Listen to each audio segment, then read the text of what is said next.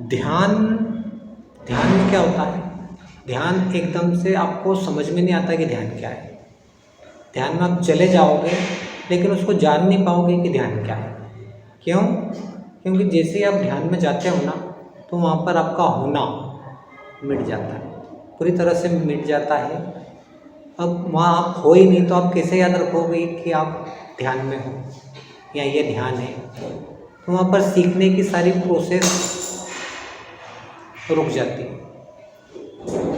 आपको नहीं पता होता कि आप कहाँ हो, इसलिए ध्यान आप सीख नहीं पाते हो, आपको एहसास नहीं हो पाता कि आप ध्यान में थे कि नहीं थे। लेकिन यदि आप डेली ध्यान करोगे 5 मिनट, 10 मिनट, आधे घंटा, जितना ज़्यादा समय आप ध्यान करोगे ना, उतने कम दिनों में, उतने कम महीनों में आप जानने लगोगे कि ध्यान क्या है। क्यों? क्योंकि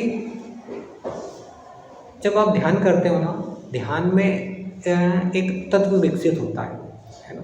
आपका एक तत्व विकसित होता है, या एक आत्मा विकसित होती है, या यूँ बोल सकते हैं आपका एक नया जन्म चालू होता है। वहाँ पर एक नया तत्व, एक नई आत्मा बनने लगती है वहाँ पर।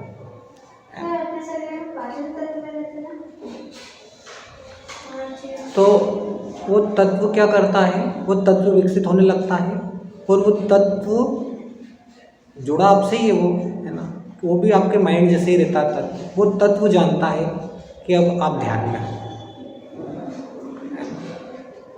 ठीक, या यूँ बोल लो कि एक ऐसी आत्मा विकसित होती है जिसको अब पता चलने लगता है कि ध्यान क्या है। अब वो जो आत्मा विकसित हो रही है, जिसको पता चल रहा है कि ध्यान क्या है, उसी को हम लोग आत्मा बोलते हैं, या उसी को हम परमात्मा बोलते हैं। वो इतना जबरदस्त तत्व है। उसी तत्व को विकसित करने के लिए साधु संत लोग आश्रमों में या जंगलों में या पहाड़ों पर जाते हैं और वहाँ पर तपस्या करते हैं, है ना। जबकि वो इजीली जाना जा सकता है, लेकिन संतों में क्यों चले जाते हैं, क्यों वो लोग, है ना, मिसगाइड हो रहे हैं, मालूम नहीं मुझे। लेकिन वो चीज़ें आपको संसार में मिल सकती है, बच्चों को स्कूल में मिल सकती है, बड़ी से बड़ी चीज़ें। और उसको ईश्वर, इसलिए उसी तत्व को ईश्वर भी कहा गया है, इसलिए क्योंकि वो सबसे कीमती तत्व है। उस तत्व को प्राप्त करने के बाद में आपके जीवन से सारे दुख समाप्त हो जाते हैं, क्योंकि वो तत्व ऐसा है कि वो सारी परेशानियों से ऊपर है। जब आप उस तत्व से एक हो जाते हो, तो आपकी सारी परेशानियां भी खत्म हो जाती हैं, और वो आपको, है ना, ध्यान में स्थित कर देता है। आप हमेशा उस तत्व के साथ में जुड़कर एक रह सकते हैं, और जो उस तत्व को प्राप्त कर लेता है ना, वो ईश्वर हो जाता है। ये भी बात बता दूँ मैं। ईश्वर कोई बाहरी शक्ति नहीं है जो ऊपर बैठी हुई है, जो आपको कंट्रोल कर रही है। आप जो मांगते हो वो दे देती है आपको, है ना। सब झूठी बातें हैं, है ना, दिलासा देने के लिए कि हाँ भैया भगवान है, उनसे आपको डरना है। अगर आप अच्छा कार्य करोगे तो आपको चीज़ें देगा, अगर आप गलत काम करोगे तो आपको नुकसान पहुँचाएगा। तो भगवान यही है, इसी को हम भगवान बोलते हैं। आपने श्री कृष्ण को जानते हैं आप, है ना, और बहुत सारे गौतम बुद्ध को जानते हैं, बहुत सारे ऐसे, है ना, भगवान है जिनको आप जानते हो।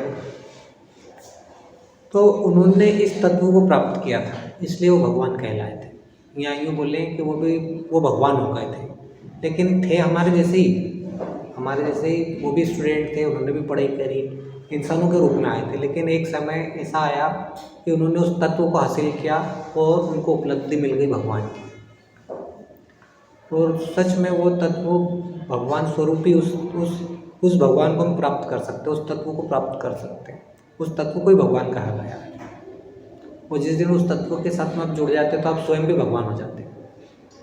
भले कोई माने या ना माने, आप सच में भगवान हो जाते हो। लेकिन जिस दिन आपको तत्व उपलब्ध होगा ना, जब समझ में आ गया कि यार ये इतना कीमती क्यों, इसको गॉड किंग कहा गया, तो आपको 5 मिनट 10 मिनट डेली ध्यान करना है। भले ही आप उस तत्व को प्राप्त कर पाओ या ना कर पाओ, ध्यान डेली करना है। अपने मन को डेली ध्यान में लेकर जाना है ना। क्योंकि आपके ऊपर शिक्षा का ज़रूरत से ज़्यादा बोझ ना पड़े, आपका माइंड फ्री रहे। जितना ज़्यादा बोझ रहता है, जितने ज़्यादा विचार रहते हैं ना, उतना कम सीखता है। तो चीज़ों को इजीली सीखने के लिए आपको ध्यान करना है, और चीज़ें सीखना है प्लस ध्यान करना है। वो ध्यान करते करते आपको वो तत्व भी उपलब्ध हो जाएगा जिसको ईश्वर कहा गया है। उस तत्व को प्राप्त कर कर आप भी ईश्वर हो सकते हो। ठीक है, कृष्ण जैसे हो सकते हो मीन्स, है ना, कृष्ण जैसे, राधा जैसे, मीरा जैसे, है ना, और गौतम बुद्ध जैसे।